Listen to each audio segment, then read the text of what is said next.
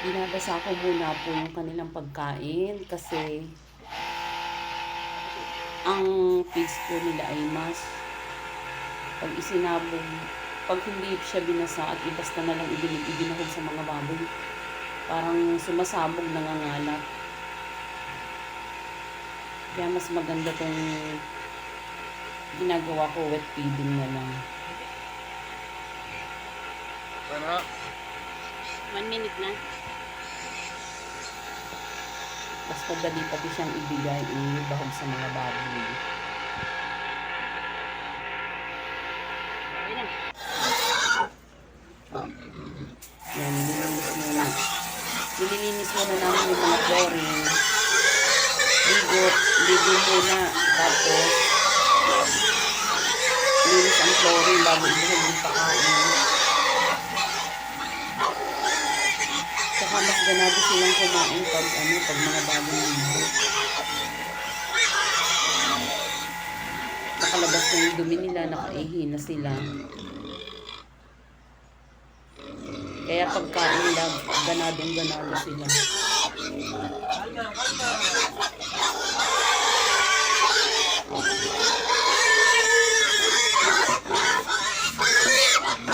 Ayan na sila, mga gutom na talaga. Basta naliguan, nalinis yung flooring, ayan na. Ayun na, bahog na. Unti-unti at nag-aagawan.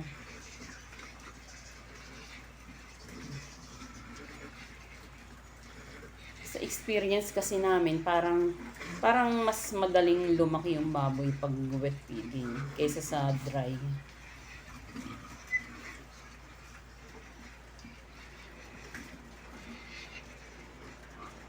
Although meron talagang naiiwan na medyo maliit kasi talo siya sa agawan, sa siksikan.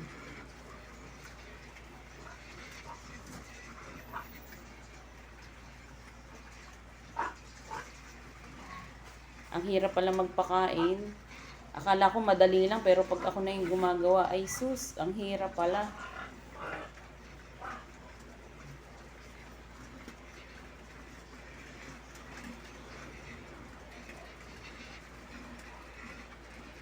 Masarap lang kasi malalaki na sila, malapit na uli silang ibenta.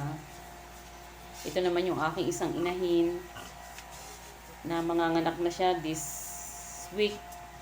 Napakaliit lang yung tiyan niya. Ay, masakit. Pero sana maraming laman. Yung pinagbubuntis niya. Akala nga namin hindi siya buntis.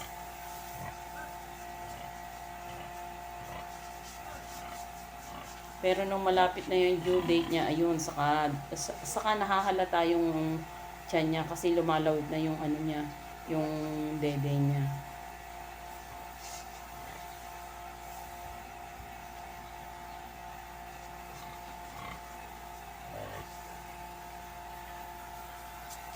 Ang pagpapaligo namin sa inahin, umaga, tanghali, hapon din.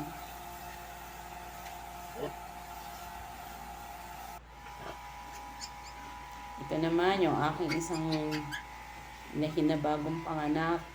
Bali, 1 week na siyang nakaanak.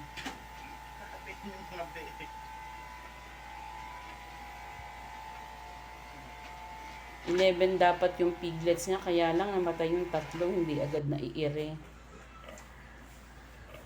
Kaya 8 na lang yung natira niya.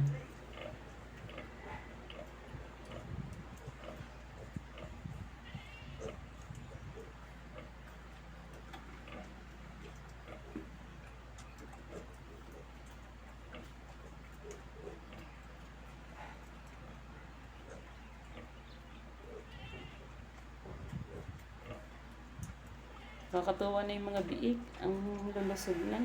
Mga bochok na.